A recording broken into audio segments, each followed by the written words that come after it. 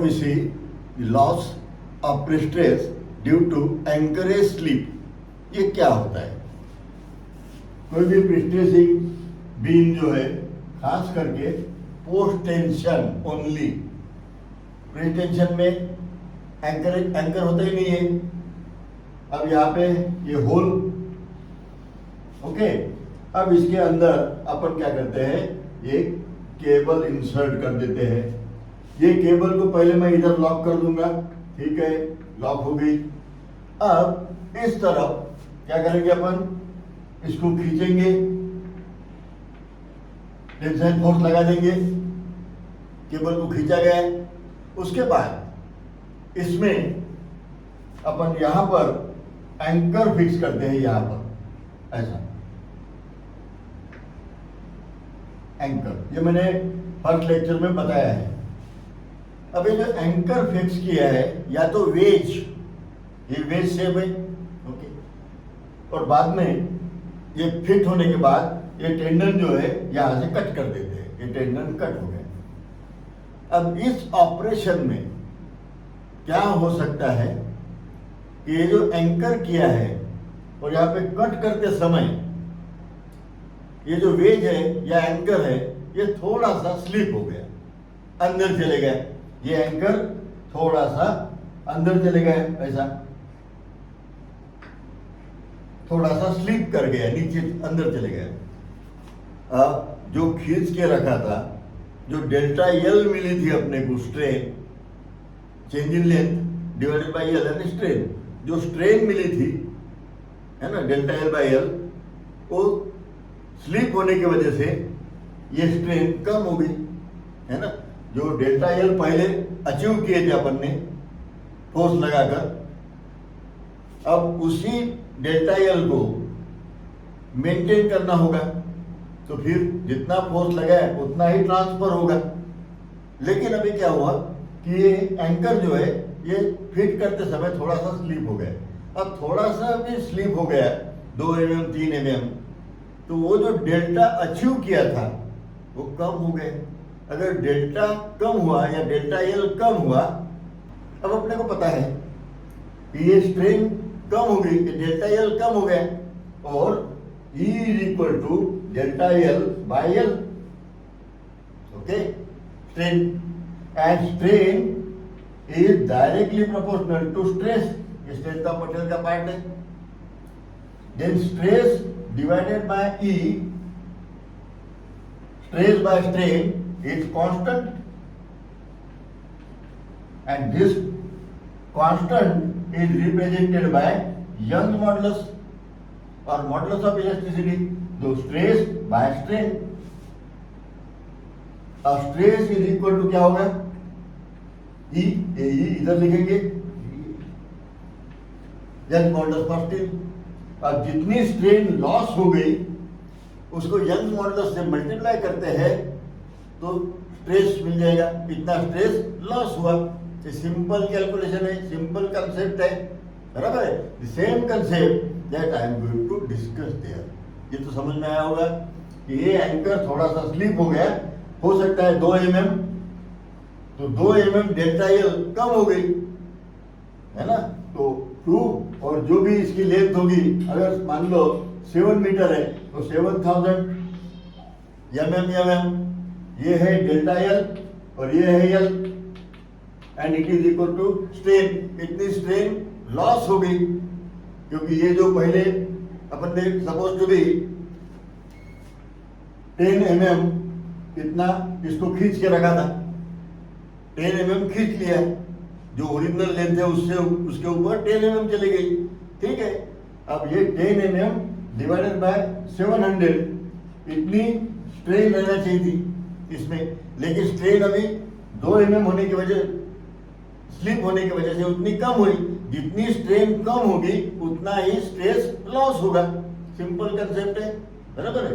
अब मैं यहाँ पे सेम चीज रिपीट कर रहा हूँ, loss of prestress due to anchorage slip, थोड़ा सा स्लिप होने से।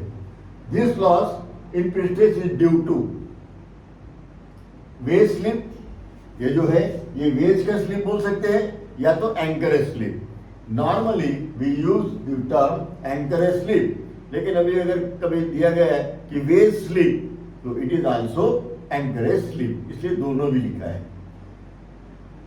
सेम कंसेप्ट बताए, कितना लॉस होगा, loss in prestress it is denoted by delta F S, F means stress in steel, F N S stress S for steel is equal to, ये क्या लिखा है यहां पर, strain into Young modulus, same लिखा है delta L by L, delta L by L is strain, तो strain delta L by L. अब ये डेल्टा एल ये ऐसे भी रिप्रेजेंट किया जा सकता है, इसलिए यहाँ पे डेल्टा ऐसे बताया, बराबर है।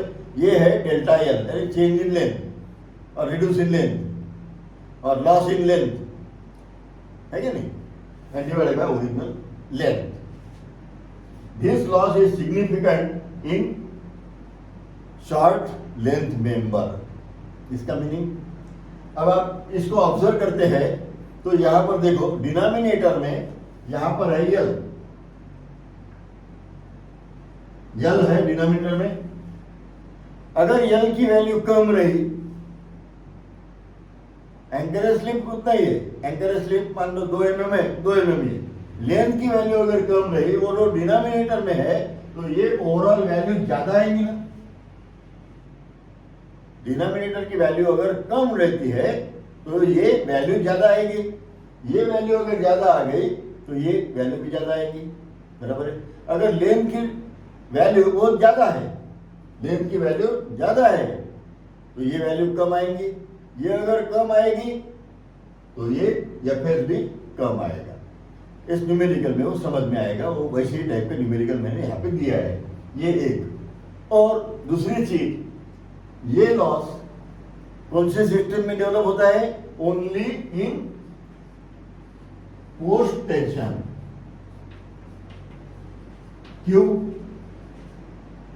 पोस्ट टेंशन में, क्यों, क्योंकि पोस्ट टेंशन में ही ये एंकर होता है, प्री टेंशन में एंकर होता ही नहीं है ना, एंकर होता नहीं तो एंकर लॉस कैसे होगा, इसलिए पोस्ट टेंशन में ही एंकर लॉस होता है, एंकरेज स्लिप होता है, तो एंकरेज स्लिप की वजह से जो लॉस होने वाला है वो सिर्फ पोस्ट टेंशन में। अब ये लॉस अगर ओवरकम करना है, बराबर है, हो सकता है ये लॉस हो रहा है तो अपन पहले ही प्रिकॉशन ले सकते हैं। कौन सी प्रिकॉशन लेंगे कि ये जो फोर्स लगाया था टी टेंसाइल फोर्स, ये थोड़ा ज्यादा लगा दो, ज्यादा लगा दो, बराबर है, और लॉस हुआ तो भी बराबर अपने को जितना चाहिए उतना मिल जाएगा, है ना। तो यहां पर ओवरकम करने के लिए मैं लिखता हूं, टू ओवरकम दिस लॉस क्या करना होगा, over tracing,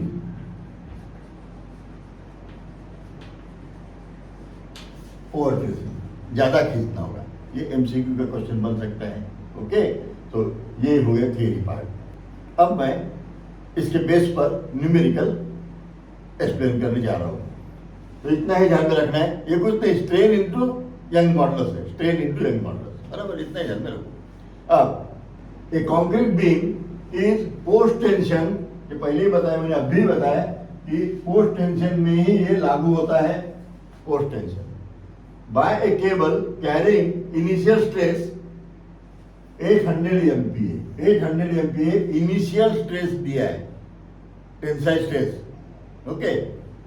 The slip of anchorage, slip हो रहा है, was observed 5 mm, 5 mm anchorage का स्लिप हो गया, बहुत ज्यादा हो गया, 5 mm हो गया, अब हो गया तो हो गया। The Young's modulus is 2 into 10 raised to 5 Newton per square mm, regular value of Young's modulus for steel, same value बहुत बार लिख चुके हैं अपन। एस्टिमेट परसेंटेज लॉस, अपने को क्या निकलना है, percentage loss.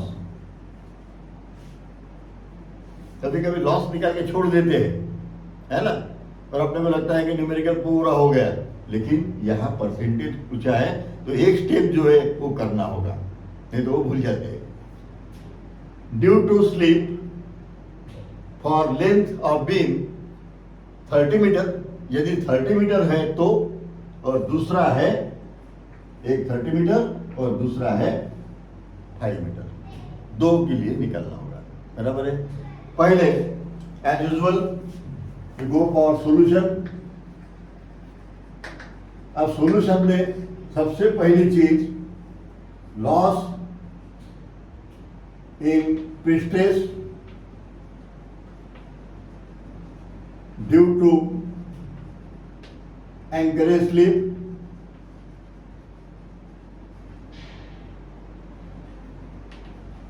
is equal to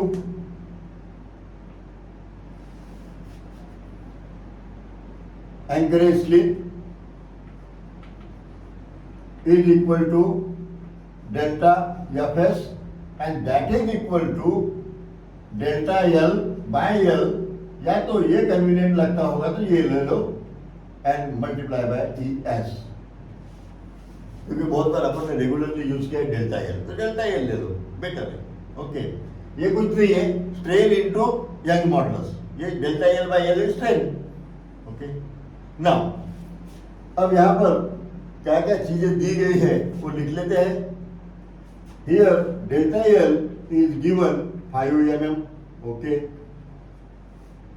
E s is equal to 2 × 10⁵ newton per square mm, ये भी दिया गया है। अब L 2 है तो case 1 L is equal to 30 metre, 30 metre के लिए, दूसरी केस 5 मीटर के लिए। अब 30 मीटर अगर लेंथ है तो delta Fs is equal to यही फार्मूला 5 डिवाइडेड बाय, अब ये 5 mm में है, ये 30 मीटर है, सो आई हैव टू राइट 30 × 10⁻³ या तो फिर 1000 से मल्टीप्लाई करो and it is to be multiply by 2 × 10⁵ the value of E, बराबर है। When we solve we will get here 33.33 newton per square mm। ये हो गया, इतना स्ट्रेस लॉस हो गया, कितने में से 800 में से, 800 इनिशियल दिया है, इसमें से इतना लॉस हो गया, तो percentage loss is equal to 33.33 divided by original stress, initial stress and multiply by 100 से मल्टीप्लाई करना होगा, then it is equal to 4.16%। ये इतना लॉस हो गया, जो एक्सपेक्टेड आंसर है परसेंटेज लॉस एक लेंथ के लिए। अब केस नंबर 2, केस 2 क्या है, L is equal to 5 metre, 5 metre के लिए क्या होगा, same formula, delta Fs is equal to, values direct लिखते हैं, यहाँ पर है 5 mm, डेल्टा एल की वैल्यू सेम है दोनों केस में, डेल्टा एल 5, लेकिन लेंथ जो है, ये लेंथ की वैल्यू अभी अपने को लेना होगा 5, और वो मीटर में है इसलिए इसको mm में 10⁻³ से मल्टीप्लाई करना होगा, ये हो गया metre mm multiply by 2 × 10⁵, it is equal to 200 newton per square mm। ये अब इतना लॉस हो गया, लेकिन अपने को चाहिए परसेंटेज लॉस, तो परसेंटेज लॉस है ने ये लॉस डिवाइडेड बाय ओरिजिनल कितना है 800 multiply by 100, when we solve we will get here 25%। Okay now अब देखिए सेम केस है इस न्यूमेरिकल में, लेकिन एक बीम 30 मीटर की है, दूसरी है 5 मीटर की।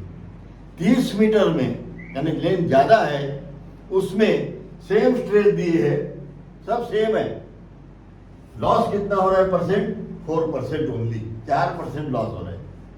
लेकिन जैसे ही लेंथ कम हो गई 5 मीटर, तो ये 4% की जगह यहां आंसर आ रहा है 25, बराबर है। ये है 4.16 ये है 4.16%, या तो 4% मान लो, और ये है 25%, बराबर है। और same thing I have written here, ये this loss is significant in short length member, यहां मैंने एक्सप्लेन भी किया था। यल की वैल्यू कम हो गई तो ये वैल्यू बढ़ जाएंगी, डेल्टा एल बाय एल, बराबर है।